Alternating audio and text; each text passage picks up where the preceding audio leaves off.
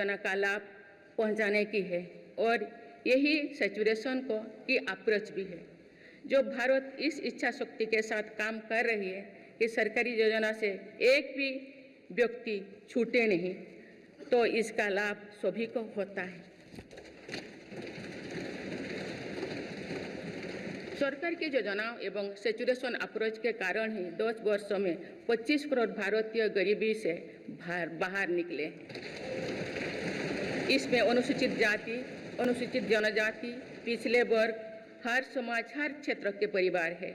10 वर्षों में last mile delivery पर फोकस ने इन वर्गों का जीवन बदल दिया है। विशेषकर आदिवासी समाज में ये बदलाव और भी स्पष्ट नजर आ रहा है। 24,000 करोड़ रुपया से अधिक की पीएम जनमन जैसी योजना आज अति पिछड़े जनजातीय समूह के उत्थान का माध्यम बन रही है। सरकार पीएम सूरज पटल के माध्यम से वंचित वर्गों तक आजीविका के अवसरों को पहुंचाने के लिए सुलभ ऋण भी उपलब्ध करा रही है। मेरी सरकार दिव्यांग भाइयों और बहनों के लिए किफायती और स्वदेशी सहायक उपकरण विकसित कर रही है। देश भर में प्रधानमंत्री दिव्याशा केंद्रों का भी विस्तार किया जा रहा है। वंचितों की सेवा का ये संकल्प ही सच्चा सामाजिक न्याय है। माननीय सदस्यगण, देश की श्रम शक्ति के सम्मान के लिए श्रमिक बंधुओं का कल्याण और सशक्तिकरण मेरी सरकार की प्राथमिकता है। मेरी सरकार श्रमिकों के लिए सामाजिक सुरक्षा योजनाओं को एकीकृत कर रही है। डिजिटल इंडिया तथा डाकघरों के नेटवर्क का उपयोग करके दुर्घटना और जीवन बीमा के कवरेज को बढ़ाने का काम हो रहा है। पीएम स्वनिधि का विस्तार किया जाएगा और ग्रामीणों और सेमी अर्बन क्षेत्रों के रेहड़ी पटरी वाले भाइयों बहनों को भी इसके दायरे में लाया जाएगा। माननीय सदस्यगण, बाबा साहेब डॉक्टर भीमराव अंबेडकर का मानना था कि किसी भी समाज की प्रगति समाज के निचले तबके की प्रगति पर निर्भर करती है। पिछले 10 वर्षों में राष्ट्र की उपलब्धियों और विकास का आधार गरीब का सशक्तिकरण रहा है। मेरी सरकार ने पहली बार गरीब को ये एहसास करवाया कि सरकार उनकी सेवा में है। कोरोना के कठिन समय में सरकार ने 80 करोड़ लोगों को मुफ्त राशन देने के लिए पीएम गरीब कल्याण अन्न योजना शुरू की। इस योजना का लाभ उन परिवारों को भी मिल रहा है जो गरीबी से बाहर निकले हैं, ताकि उनके कदम वापस पीछे ना जाए। स्वच्छ भारत अभियान में भी गरीब के जीवन की गरिमा से लेकर उसके स्वास्थ्य तक का राष्ट्रीय महत्व का विषय बनाया है। पहली बार देश में करोड़ों गरीबों के लिए शौचालय बनाया गया है। ये प्रयास हमें आश्वस्त करते हैं कि देश आज महात्मा गांधी के आदर्शों का सच्चे अर्थों में अनुसरण कर रहा है। मेरी सरकार 55 करोड़ लाभार्थियों को आयुष्मान भारत योजना के तहत मुफ्त स्वास्थ्य सेवाएं भी उपलब्ध करवाए हैं। देश में 25,000 जन औषधि केंद्रों को खोलने का काम भी तेजी से चल रहा है। आप इस क्षेत्र में सरकार एक और निर्णय लेने जा रही है। आप आयुष्मान भारत योजना के तहत मुफ्त इलाज का लाभ 70 वर्षों से अधिक उम्र के सभी बुजुर्गों को भी मिलेगा। माननीय सदस्यगण, अक्सर विरोधपूर्वक मानसिकता और संकीर्ण स्वार्थ के कारण लोकतंत्र की मूल भावना का बहुत अहित हुआ है। इसका प्रभाव संसदीय प्राणी पर भी पड़ता है और देश की विकास यात्रा पर भी पड़ता है। देश में कई दशकों तक अस्थिर सरकार के दौर में कई सरकारें चाहते हुए भी ना रिफॉर्म कर पाए और ना ही आवश्यक निर्णय ले पाए। भारत की जनता ने निर्णायक बनकर इस स्थिति को बदला है। बीते 10 वर्षों में ऐसे अनेक रिफॉर्म्स हुई है जिनका बहुत लाभ देश को आज मिल रहा है।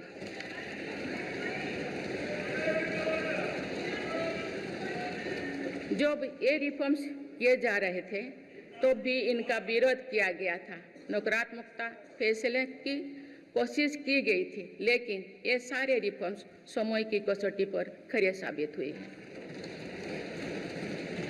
2 साल पहले भारत के बैंकिंग सेक्टर को डूबने से बचाने के लिए सरकार ने बैंकिंग रिफॉर्म्स किए, आईबीसी जैसी कानून बनाए। आज इन्हीं रिफॉर्म्स ने भारत के बैंकिंग सेक्टर को दुनिया के सबसे मजबूत बैंकिंग सेक्टर में से एक बना लिया है। हमारे सार्वजनिक क्षेत्रों के बैंक आज मजबूत और लाभदायक है। सार्वजनिक क्षेत्रों के बैंकों के लाभ 2023-24 में 1.4 लाख करोड़ रुपये को पार कर गया, जो पिछले वर्षों की तुलना में 35% अधिक है। हमारे बैंकों की मजबूती उन्हें ऋण आधार का विस्तार करने और राष्ट्र के आर्थिक विकास में योगदान करने के लिए सक्षम बनाती है। सरकारी बैंकों का एनपीए भी लगातार कम हो रही है। आज एसबीआई रिकॉर्ड मुनाफे पर है। आज एलआईसी पहले से कहीं अधिक मजबूत है। आज एचएएल भी देश की डिफेंस इंडस्ट्री को ताकत दे रही है।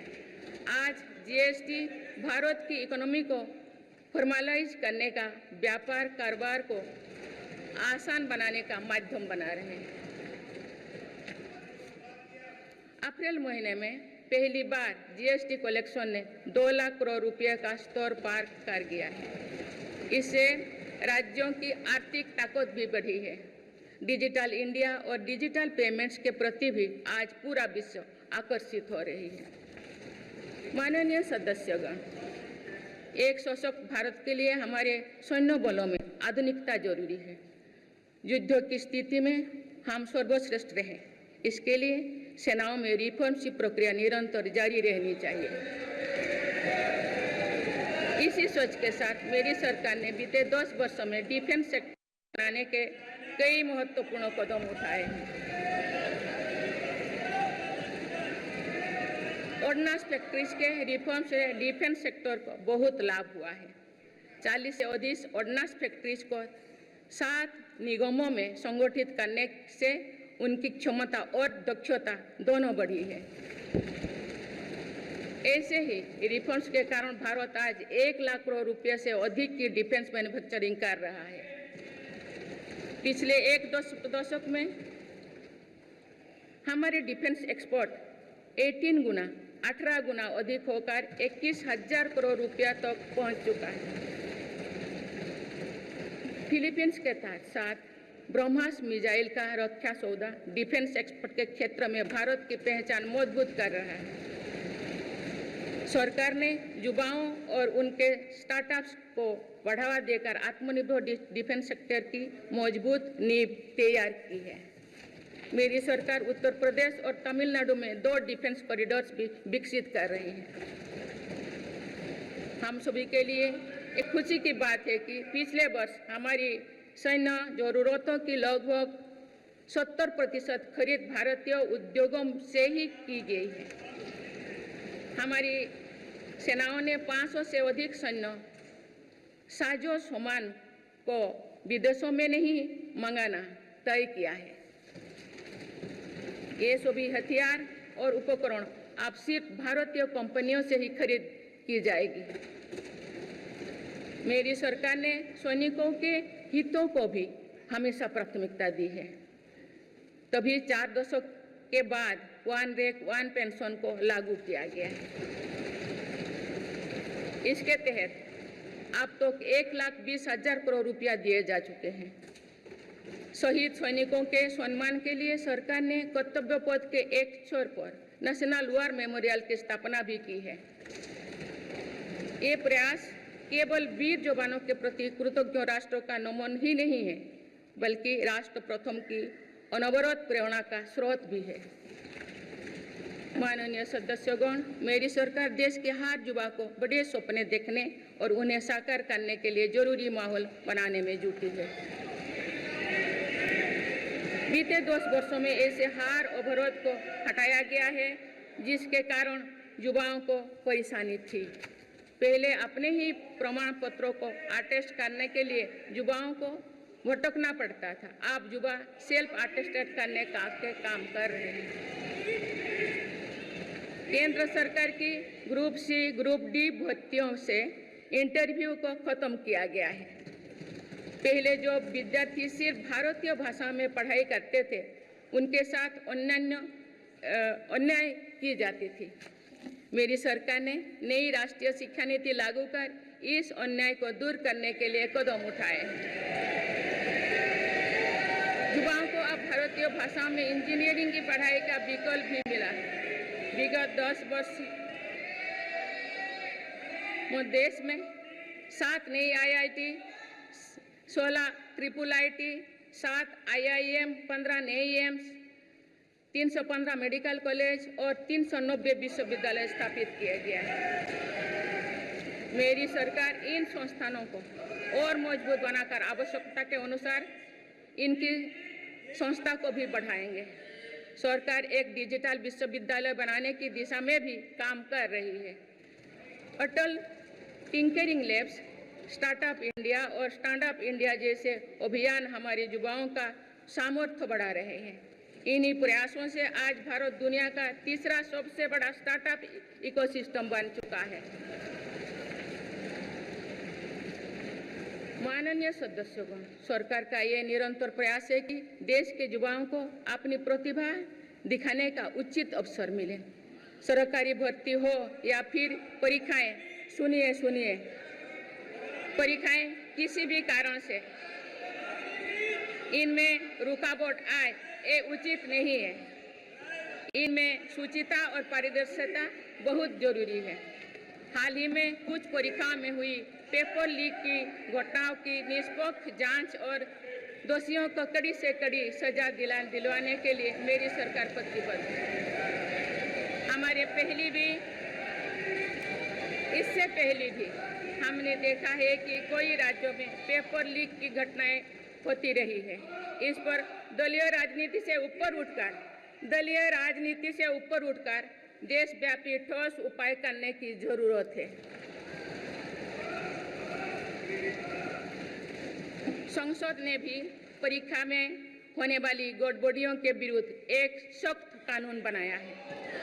मेरी सरकार परीक्षाओं से जुड़ी संस्थाओं, उनके कामकाज के तरीके, परीक्षा प्रक्रिया सभी में बड़ी सुधार करने की दिशा में काम कर रही है। माननीय सदस्यगण, मेरी सरकार ने युवाओं की राष्ट्र निर्माण में भागीदारी और बढ़ाने के लिए मेरा युवा भारत माय भारत अभियान की शुरुआत भी की है। इसमें अब तक 1.5 करोड़ से अधिक युवाओं का पंजीकरण हो चुका है। इस पहल से युवा में नेतृत्व कौशल और सेवा भावना का बीजारोपण होगा। आज हमारे युवाओं को खेलों में भी आगे बढ़ने के नए अवसर मिल रहे हैं। मेरी सरकार के प्रभावी प्रयासों का परिणाम है कि भारत के युवा खिलाड़ी वैश्विक मंचों पर रिकॉर्ड संख्या में मेडल्स जीत रहे हैं। कुछ ही दिनों बाद पेरिस ओलंपिक्स में भी शुरू होने वाले जा रहे हैं। ओलंपिक्स में देश का प्रतिनिधित्व करने वाले हर खिलाड़ी पर हमें गर्व है। मैं उन्हें अपनी शुभकामनाएं देती हूँ। इन उपलब्धियों को और आगे ले जाने के लिए भारतीय ओलंपिक संघ 2036 ओलंपिक्स खेलों की मेजबानी की तैयारी भी कर रही है। माननीय सदस्यगण, जुलाई की 1 तारीख से देश में भारतीय न्याय संहिता भी लागू हो जाएगी।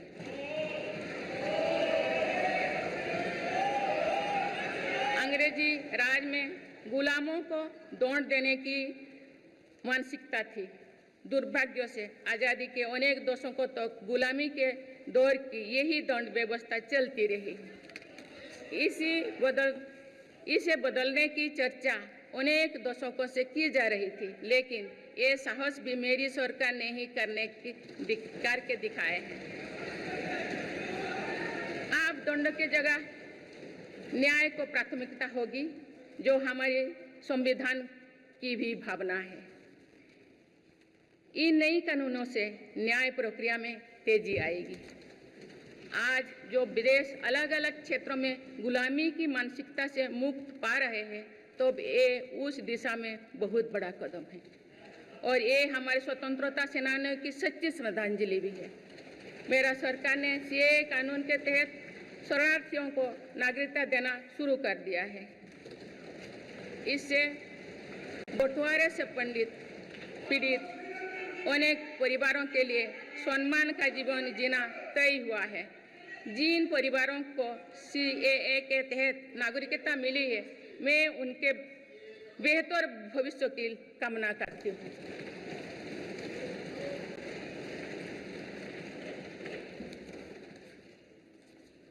माननीय सदस्यगण, मेरी सरकार भविष्य निर्माण के प्रयासों के साथ ही भारतीय संस्कृति के वैभव और विरासत को फिर से स्थापित कर रही है। हाल में नालंदा यूनिवर्सिटी के भव्य कैंपस के रूप में इसमें एक नया अध्याय जुड़ा है। नालंदा सिर्फ एक यूनिवर्सिटी मात्र नहीं थी, बल्कि वे वैश्विक ज्ञान केंद्र के रूप में भारत के गौरवशाली अतीत का प्रमाण थी। मुझे विश्वास है कि नई नालंदा यूनिवर्सिटी भारत को ग्लोबल नॉलेज हब बनाने में सहायक सिद्ध होगी। मेरी सरकार का ये प्रयास है कि भावी पीढ़ियों को हजारों वर्षों की हमारी विरासत प्रेरणा देती है। इसलिए पूरे देश में तीर्थस्थलों को, आस्था और आध्यात्म के केंद्रों को सजाया संवारा जा रहा है। माननीय सदस्यगण, मेरी सरकार विकास के साथ ही विरासत पर भी उतना ही गर्व करते हुए काम कर रही है। विरासत पर गर्व का ये संकल्प आज अनुसूचित जाति, अनुसूचित जनजाति, वंचित वर्ग और सर्व समाज के गौरव का प्रतीक बन रहा है। मेरी सरकार ने भगवान बिरसा मुंडा के जन्म दिवस को जनजातीय गौरव दिवस के रूप में मनाने की शुरुआत की है। अब अगले वर्ष भगवान बिरसा मुंडा की 150वीं जयंती के पूरे देश में धूमधाम से मनाया जाएगा। देश रानी दुर्गावती की 500वीं जयंती को भी व्यापक स्तर पर मना रहा है।